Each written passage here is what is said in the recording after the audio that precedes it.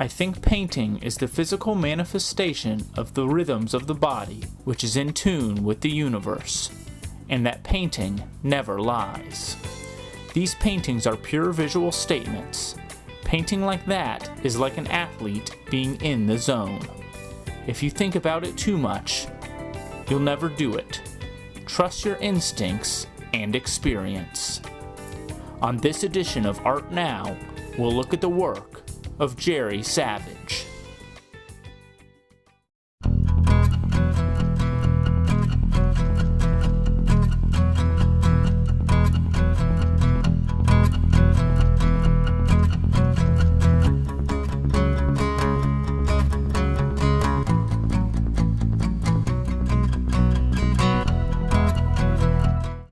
Hello, and welcome to this edition of Art Now, a program where we talk with artists whose work is part of our community.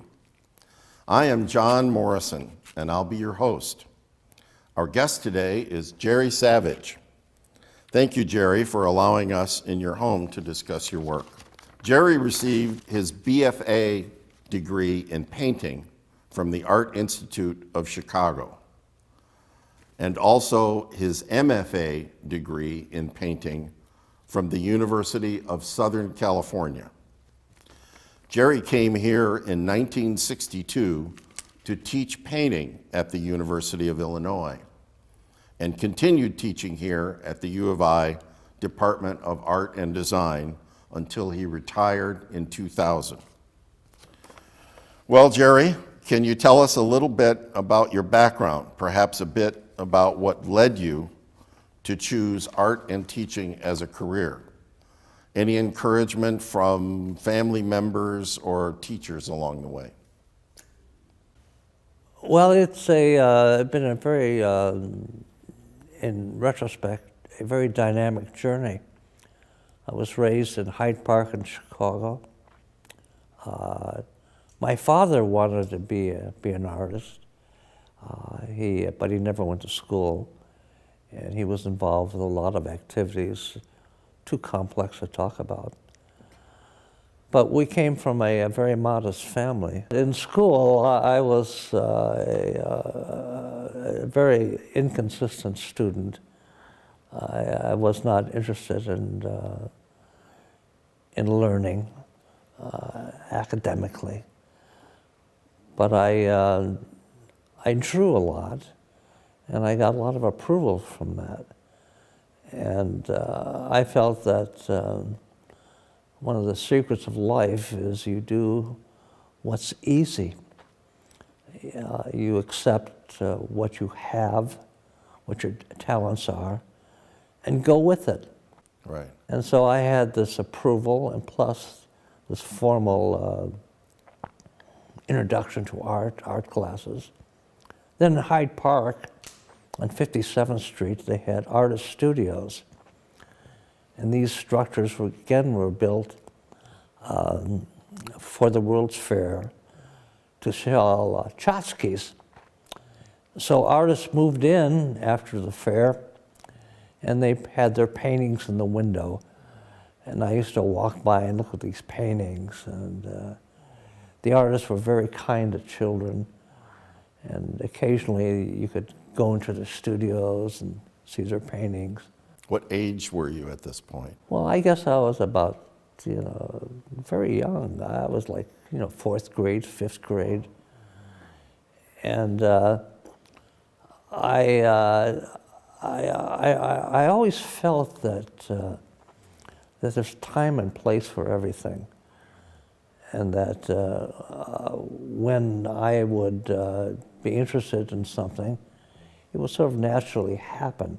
And I thought it was more important to somehow discover who I was, but I had no idea who I am. It was all fun and interesting. That's good. Any major influences on your art that you might care to share with us, or are there any mentors, or shall we say artist heroes that you might like to talk about? Well, I was very fortunate when I went to school at the Art Institute of Chicago. my painting teacher was Paul Wiegard, and he was trained at the Bauhaus. His teachers were Paul Klee and Kandinsky. Wow. And he was brought to Chicago by Mies van der Rohe to teach drawing. But the thing that fascinated me about him, he was extremely kind to me, and I was somewhat naive about art. I drew all the time, but I drew, silly things, kids, cartoons and things like that. And but he had a very open mind. I was so naive when I first went to the Art Institute. I thought Peter Paul Rubens was a candy bar. I had no historical background. Well, the thing that fascinated me about Paul Wiegard's background, coming from the Bauhaus, was that his paintings were anti-Bauhaus. Now, he was German, of course, but he married a Jewish woman. And he fled Germany in the 30s, late 30s. And, but his work was entirely different. It was anti-Bauhaus. And that really intrigued me. Why would he reject the philosophical premises of the Bauhaus? He did these beautiful portraits, paintings of his wife. And it always amazed me that he would reject that important aspect of his life. So that was a big influence, the kindness of Paul Wiegard, this naive kid from Chicago. I came right from high school to the Art Institute, and at that time, most of the students were much older than me, and many of them were Korean War veterans. And they painted with so much magic. I looked at their paintings and I thought I saw God. It was so absolutely beautiful. So I had a sort of sense of what art can do and the element of personality and culture it can communicate.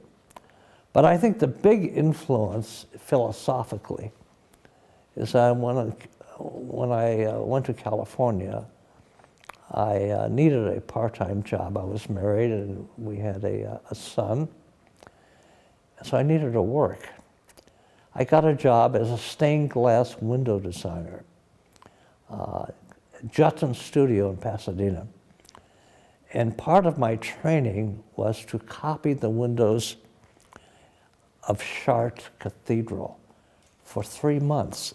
And that's all I did, copied them. I realized that the power of symbolic content and that art had content. And they were dealing with issues that almost transcended religion. They were dealing with complex, universal metaphors. That was a big influence. Wow. This was when you were working on your MFA program? Right. Studying painting. It was so funny. While I was working, of course, going to school in painting, I won an award from the Los Angeles County Museum, Los Angeles and vicinity show. I won first prize. So I was so proud. I went to my boss, told him I won first prize. He said, "Get to work, you're a designer." I like that. Back on track, right? Back on track. Jerry, when we go to your website, which is jerrysavageartist.com, we see that your paintings are grouped into 4 major categories. We have face highways, nocturnes, narratives, and improvisations. Do you have any comments on these 4 categories that you might like to share with us? For example, are there any personal favorites among them? Perhaps they are a natural evolution of your work, with an underlying philosophy that you might like to share with us? Well, those are very good questions. I like all my paintings. They're like my children, and they represent moments in time. And so I accept them for what they are. The thing that sort of confused me as an artist, looking at contemporary art, that artists I admired seemed to have one style, of course with the exception of Picasso. And I felt that my work would change according to, maybe every decade. And I was always curious about that. Why does this happen? I came to terms with this because I think art reflects the dynamics of culture, of a time period. That things occur in which the artist is intuitively aware of. These are nonverbal things. They are, part of the dynamics of the universe. And the artist really is looking down the wormhole and trying to find purpose and order. So my work represents a cultural phenomenon, and I think that's important. I respect art of the Renaissance, of different time periods, and the art did reflect cultural issues. I think that perhaps all art has cultural issues. Sometimes it's so close to you, you can't determine what it means. Right. But I think that there's a philosophical premise to all these works. And you can appreciate a work of art on many, many levels. But the common denominator in all these works is the dynamics of the person. You sense that someone who has a view, an insight, a conviction, confidence,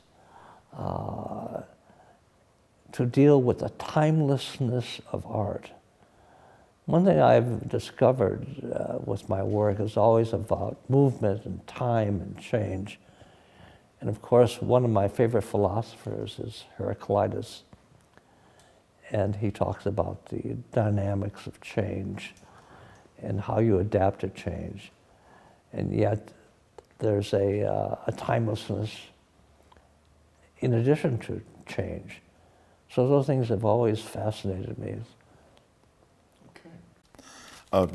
In regard to your most recent painting series that we looked at recently in your studio, do you see this latest work as perhaps a fifth category for your work or a new category?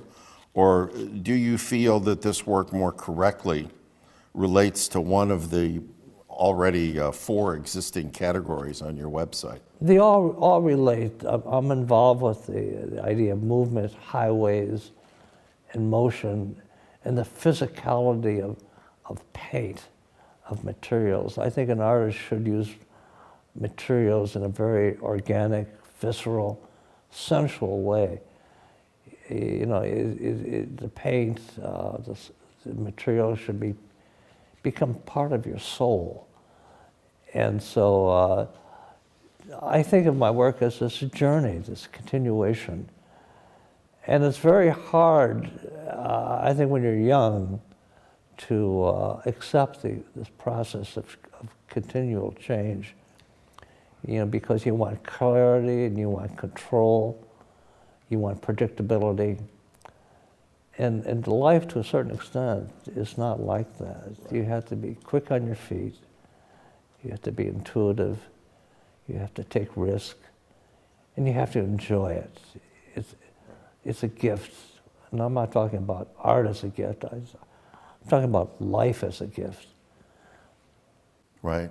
Well, I think that joy that you're talking about shows up in a lot of your paintings. I mean, I'm looking at one on the wall right there from the Face Highway series that definitely shows that.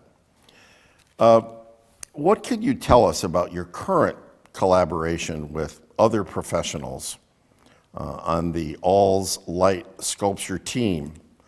And this new effort involves the themes of movement and landscape design. Well, I was asked to be involved in a project a couple of years ago, and it was designing a park. I thought of an art park, an art journey, and a park of discovery. So that was the beginning, but everything changed so dramatically. Things happened, and so I was involved with conceptual work, a piece of sculpture for a new building on campus. It was a competitive thing, and I didn't make the cut. But that's okay, because I learned so much. Well, during that time, I was working with a light scientist, very distinguished man, engineers, landscape people, and I realized that with my sculpture, with the metaphors I was using laser light and LED lighting and computer sequencing of rhythms and new materials, I needed experts in fields, different fields. And I really enjoyed working with them because they had insights that I didn't have. And so this wonderful collaboration occurred. Now, as an artist, you don't collaborate, at least a painter. You do your paintings, and you are your own captain. It's usually a singular effort. I'm building a ship at sea, plank by plank, and I enjoy that. But collaboration, you need a lot of people, and the dynamics of personalities of people, to me, is very invigorating. It's like teaching. One thing that I really enjoyed about teaching is the uniqueness of the students. Right. They're absolutely precious people. And I learned so much from them. And so maybe in some ways, teaching was a form of collaboration.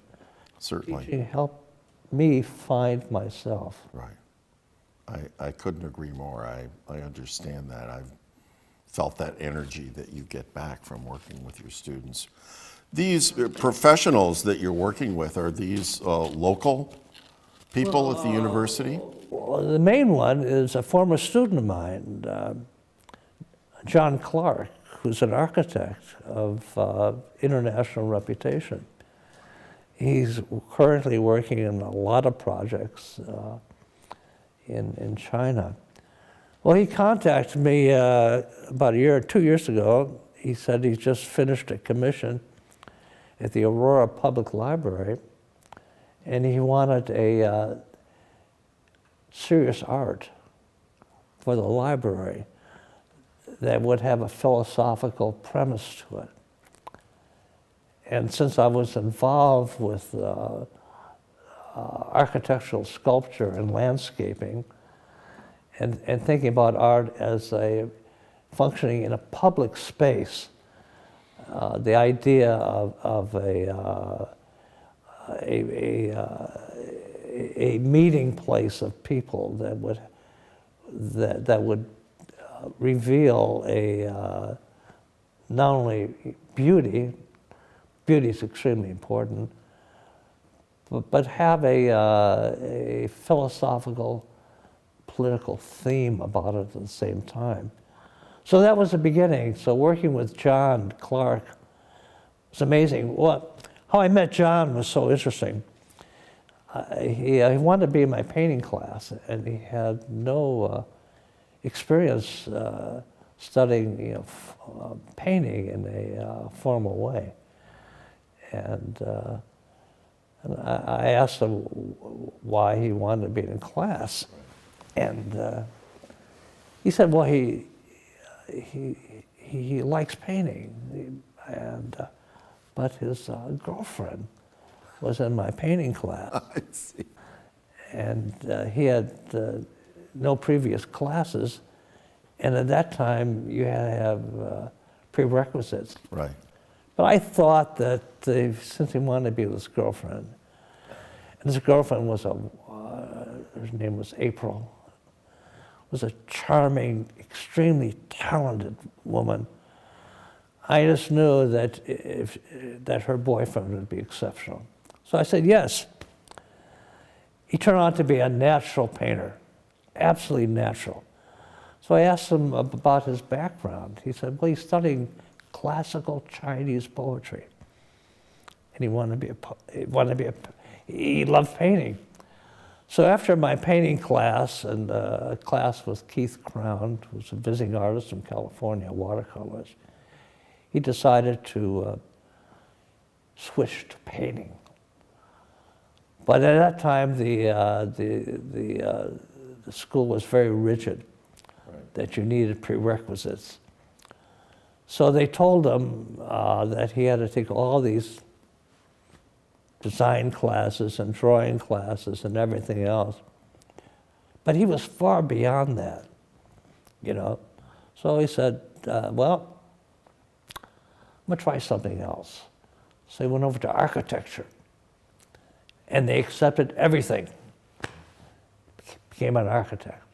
That's amazing. But he was one of my best students, and such a wonderful, complex field of knowledge, wonderful personality. So, 30 years later, he called me. So that was the beginning of the collaboration. And the piece, excuse me, is a wonderful piece. I hate to say that. It sounds like, so sort of weird talking about that. But you always think your children are beautiful, right? Of course, you better. Of course, my sculpture is dynamic, but it was because of John Clark involvement, working together. It's a wonderful experience. Also, I discovered that being retired, it gives you so much freedom. Right. And I think there are two areas of art where you actually can get better when you get older, providing your mind is intact. Hopefully. Hopefully. Is architecture and art. Right. But there are more areas than that. People don't realize that the benefits of age, of experience, it is profound, and I don't think people appreciate the benefits of aging. I hope there are some benefits. You think about retiring, going to Florida, and getting a camper and a folding chair and a fishing pole, and that's it. Actually, it's the beginning of a new life, if you look at it properly. It's right. Especially in America, you have the opportunity to reinvent your life. Right. Well, you've certainly been keeping busy in your artwork. Well, it's all, I don't know if I do what I do. I don't know if it's busy. I don't know if it's good or not, but like your children. Oh, it's good. Pretty good. And so, I always felt that on some level, aesthetically, I'm an outsider anyway. Right. And that doesn't bother me. I know that people look at the work, and a lot of people won't understand it, and that's okay. But I remember one wonderful faculty member at the U of I, Art Sensabaugh, and I would ask him to sit in my painting critiques. And I remember one thing he said, and I thought it was really profound. He said, the more you look, the more you see. So if you have the time, start to look, you find something. But the thing about art, it makes a strong first impression. So if you dislike it, maybe there's something there. So you go back and see what happens. Okay. Do you feel that this collaboration with the light sculpture team has also helped this latest series of your own personal paintings in some way? Well, it's all part of the, the juice. It's, I think you got to have mojo, and you got to use that high-octane fuel. Don't let it go to waste. And remember, it's a gift. It's a gift. Be sure to check out Jerry's website at jerrysavageartist.com for additional examples of his work, as well as details regarding gallery contact information. Thank you, Jerry, for talking with us today, and we hope that you have enjoyed this edition of Art Now. We also hope that our discussion here will encourage you to explore our local art scene and perhaps even inspire you to make your own art now.